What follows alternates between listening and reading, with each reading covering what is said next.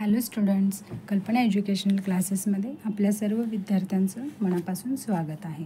आज आपण शिकणार आहोत महाराष्ट्र प्रज्ञाशोध परीक्षा 4th स्टँडर्ड इंग्लिश मीडियमचा मराठी विषय आणि याचा धडा क्रमांक 2 नाव आहे लिंग. आता मुलांनो, आपण लिंग ह्या धड्याचं आपण मागच्या पार्टमध्ये एक्सप्लेनेशन पाहिलेलं आहे. आता त्या एक्सप्लेनेशनवरती आधारित काही प्रश्न खाली विचारलेले आहेत जे स्पर्धा परीक्षांमध्ये तुम्हाला उपयोगी पडू शकतात. त्या दृष्टिकोनातून आपण काही प्रश्न घेणार आहोत. त्यांचं स्पष्टीकरणसुद्धा मी देणार आहे की हा प्रश्न आणि ह्याचं हे उत्तर का आहे. तर पाहूया आपण पहिला प्रश्न काय दिलेला आहे. खालील प्रत्येक प्रश्नातील पुल्लिंग शब्द ओळखून पर्याय क्रमांकाचे वर्तुळ रंगवा. आता तुम्हाला माहीतच आहे की हे सगळे स्पर्धा परीक्षांचे जे प्रश्न आहेत त्यांचं तुम्हाला योग्य जे उत्तर असतं त्या पर्याय क्रमांकाचं वर्तुळ असतं ते पेनाने रंगवायचं असतं, हो की नाही. पण आता मी प्रश्न वाचते आणि या प्रश्नामध्ये तुम्हाला पुल्लिंग शब्द ओळखायचा आहे. पुल्लिंग म्हणजे मेलवाला शब्द किंवा पुरुषवाचक जो शब्द आहे तो तुम्हाला ओळखायचा आहे. तर पहिला प्रश्न बघा काय दिला आणि त्याच्यात काही पर्याय दिलेले आहेत. शिंगरू, पाडस, छावा आणि कोकरू. तर यासाठी आधी तुम्हाला त्या शब्दांचा अर्थ माहीत असणं गरजेचं आहे. शिंगरू म्हणजे काय, तर घोडा जो असतो हॉर्स, हो की नाही, त्याचं यंगवन म्हणजे त्याचं जे बाळ आहे त्याला काय म्हटलं जातं, शिंगरू म्हटलं जातं. पुढे पाडस हे कोणाच्या बाळाला म्हटलं जातं, तर हरिण म्हणजे डिअर, त्याच्या बाळाला पाडस म्हटलं जातं. छावा कोणाला, तर सिंहाचं जे बाळ असतं त्याला छावा म्हणतात. आणि कोकरू कोणाला म्हटलं जातं, बकरीचं जे बाळ असतं त्याला कोकरू म्हटलं जातं. पण ह्या चारही नावांमध्ये बघा, जेव्हा आपण शिंगरू म्हणतो, पाडस म्हणतो, कोकरू म्हणतो, तेव्हा असं काही तुम्हाला कळतं का की हे मेल आहे किंवा फिमेल आहे? नाही. पण छावा हे जेव्हा आपण म्हणतो तेव्हा आपल्याला कळतं ना की हे पुल्लिंग नाव आहे. म्हणून आपण म्हणतो ना सिंहाचा छावा, आपल्याला लगेच बोध होतो की हा मेल नाव आहे म्हणून वगैरे. मग हे आलं पुल्लिंग, म्हणजे 3 नंबरचा पर्याय तुमचं करेक्ट आन्सर आहे. पुढचा प्रश्न बघा. पात्र, पत्रा, पत्र आणि पत्री. आता हे वाचल्यावरती कन्फ्युजन येणार ना तुम्हाला की नक्की याच्यातलं पुल्लिंग काय आहे. तर पात्र म्हणजे काय, एखादं भांडं. पत्रा म्हणजे काय, कोणताही आपण घरावरती किंवा बाहेर जो पत्रा टाकतो, पत्रा म्हणून जो उपयोग करतो तो. पत्र म्हणजे काय, कोणतंही लेटर. आणि पत्री म्हणजे काय की पानं वगैरे जे असतात पूजेला, आपण म्हणतो ना ह्या अमुक पत्रे आणल्या का वगैरे असं. तर आता याच्यात पुल्लिंग कसं ओळखायचं, तर आपण हे जे शब्द आहेत त्यांना आपण वाक्यात कसं म्हणतो ते आपण बघायचं. वरती आपण मागच्या धड्यामध्ये आपण ह्याचं एक्सप्लेनेशन बघितलेलं होतं की ती हा शब्द आपण कशाला वापरतो. ती हे सर्वनाम आपण स्त्रीलिंगासाठी वापरतो. तो हे सर्वनाम आपण कशासाठी वापरतो, पुल्लिंगासाठी. आणि ते हा शब्द आपण कशासाठी वापरतो, तर नपुंसकलिंग म्हणजे स्त्री पण नाही आणि पुरुषही नाही, तेव्हा आपण ते हा शब्दाचा सर्वनामाचा उपयोग करतो. आता पात्र म्हणजे काय, तर भांडं. तर आपण काय म्हणतो, ते भांडं इकडे आण, म्हणजे ते स्त्रीलिंगीही नाही पुल्लिंगही नाही, म्हणजे हे ऑप्शन येणार नाही.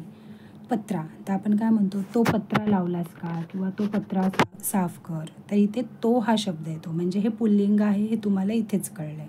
पण तरी पुढचे पर्याय मी तुम्हाला वाचून दाखवते तुम्हाला कळण्यासाठी. पत्र म्हणजे लेटर, तर ते पत्र इथे आण. तर ते हे काय झालं, नपुंसकलिंग म्हणजे स्त्रीलिंगही नाही आणि पुल्लिंगही नाही. पत्री, ती पत्री आण, हो की नाही. तर हे पण पुल्लिंग नाही आहे कारण हे स्त्रीलिंगीमध्ये येते. तर आता मग तुम्हाला याचं करेक्ट आन्सर काय आहे, पत्रा, म्हणजे 2 नंबरचा पर्याय तुमचा करेक्ट आहे. पुढचा प्रश्न बघा. वडी, वाट, खाडी आणि खडा. तर याच्यावरून पण तुम्हाला आधी वाक्यरचना कशी होते ते बघावं लागेल. आपण काय म्हणतो, ती वडी, ती वाट, ती खाडी, स्त्रीलिंगी शब्द झाले ना.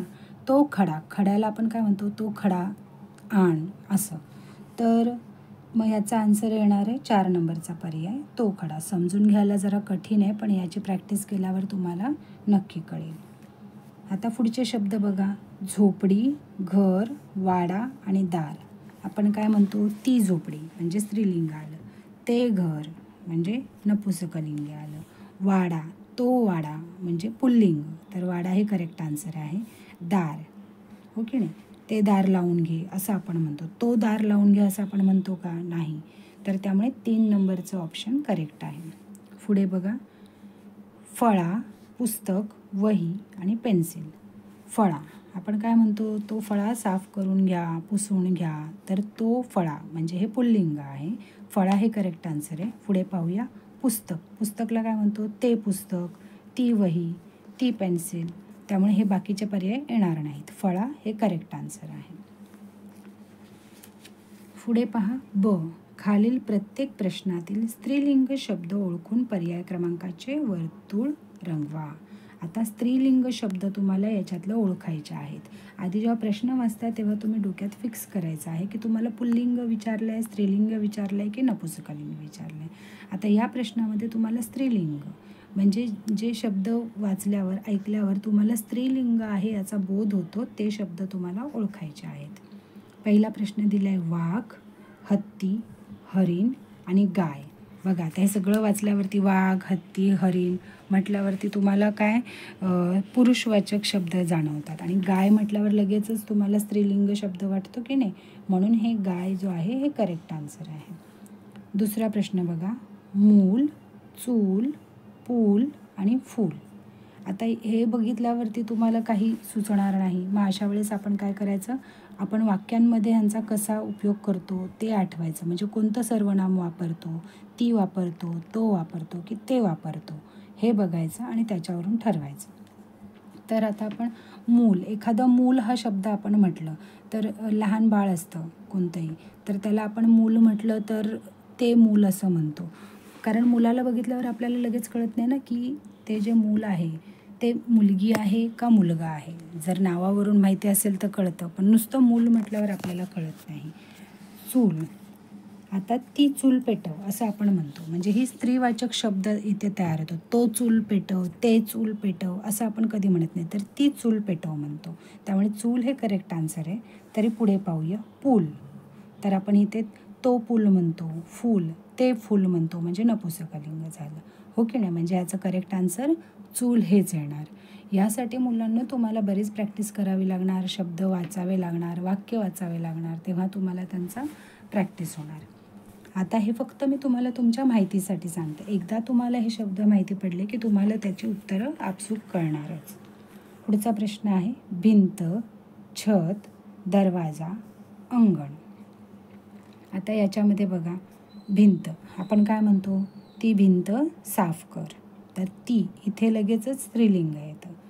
छत, दरवाजा, अंगण ह्याच्यासाठी आपण ती छत, ती दरवाजा, ती अंगण असं नाही म्हणत. त्याच्यामुळे हे शब्द आपोआपच रिजेक्ट होतात. भिंत हे करेक्ट आन्सर आहे. पुढे पाहूया, नगर, गाव, दिशा, राज्य. ओके. आता याच्यामध्ये नगर, ते नगर म्हणतो, ते गाव म्हणतो, ती दिशा म्हणतो. ती दिशा कोणती आहे? उत्तर आहे. ती कोणती दिशा आहे? पूर्व असं म्हणतो आपण. राज्य, राज्याला काय म्हणतो? ते राज्य कोणते असं म्हणतो की नाही.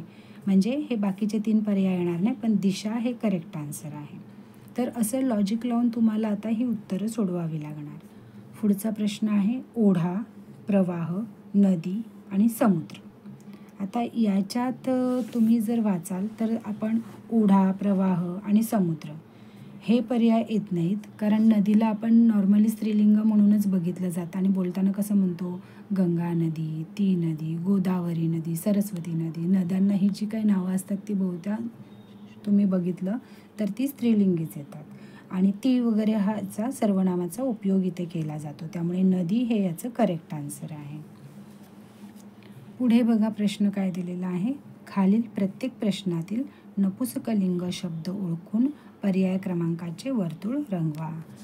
आता तुम्हाला काय करायचं आहे, याच्यामध्ये नपुंसकलिंग शब्द ओळखायचे आहे. म्हणजे असा शब्द की जो पुल्लिंगही नाही आणि स्त्रीलिंगही नाही, किंवा त्या शब्दाचा उच्चार आपण सर्वनामाच्या वेळेस ते हा करतो, असा शब्द आपल्याला करेक्ट आन्सर म्हणून इथे घ्यायचा आहे. तर पहिल्या प्रश्नामध्ये काय पर्याय दिले? आंबा, घर, भाजी आणि पपई. ठीक आहे. तर याच्यात आंबा, तर आंबा आपण कसा म्हणतो? तो आंबा, हो की नाही. घरला काय म्हणतो? ते घर म्हणतो, ते घर. तर ते हा शब्द आला नपुंसकलिंगासाठी येतो, सर्वनाम.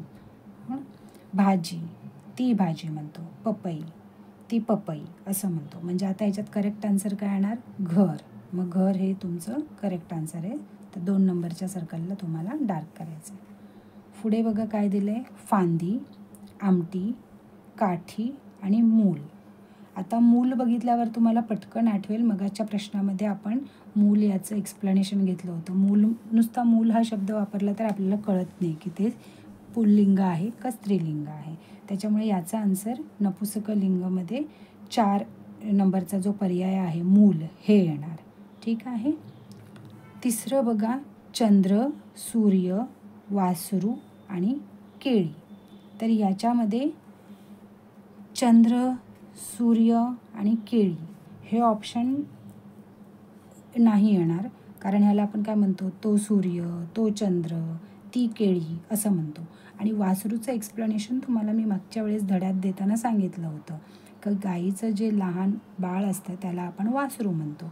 पण वासरू म्हटल्यावर आपल्याला कुठचाही बोध होत नाही की ते वासरू पुल्लिंग आहे का स्त्रीलिंग आहे, म्हणजे मेल आहे का फिमेल आहे हे कळत नाही. तर जे मेल असतं त्याला खोंड म्हणतात आणि जे फिमेल असतं त्याला कालवड म्हणतात. ह्या बारीक बारीक शब्दांचा तुम्हाला अभ्यास आता लक्षात ठेवावा लागणार. त्यामुळे वासरू हे काय येतं? नपुंसकलिंग शब्द आहे. त्यामुळे 3 नंबर हे तुमचं करेक्ट आन्सर आहे. पुढचा प्रश्न, पाणी, वही, लाट आणि नदी. तर ह्याच्यामध्ये काय येणार बघा? पाणी हे नपुंसकलिंगी आहे, कारण आपण कधीच तो पाणी दे म्हणत नाही, ती पाणी दे म्हणत नाही, हो की नाही? ते पाणी दे असं म्हणतो. आणि पुढचे जे पर्याय आहेत वही, लाट, नदी, हे तर तुम्हाला माहीतच आहेत की जसं नदीला आपण स्त्रीलिंगी म्हणतो, ती लाट आली म्हणतो, ती वही दे असं म्हणतो. त्यामुळे हे पर्याय येत नाही. पाणी हे करेक्ट आन्सर आहे. पुढचा प्रश्न बघा, झाड, पाने, फांदी आणि कळी. तर पाने, फांदी आणि कळी हे झाले इतर लिंगांमधले, जसं फांदी, ती कळी, ती पानं. आणि झाड हे झालं नपुंसकलिंग, कारण त्याला आपण ते झाड म्हणतो. तर अशा प्रकारे छोटा छोटा विचार तुम्हाला आता करावा लागणार याच्यामध्ये.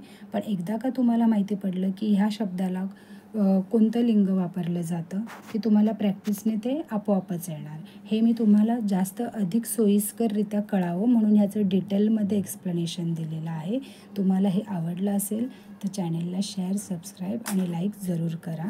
आणि पुढचे धडे इंटरेस्टिंग आहेत, शिवाय थोडे इझी पण आहेत आणि हार्ड पण आहेत.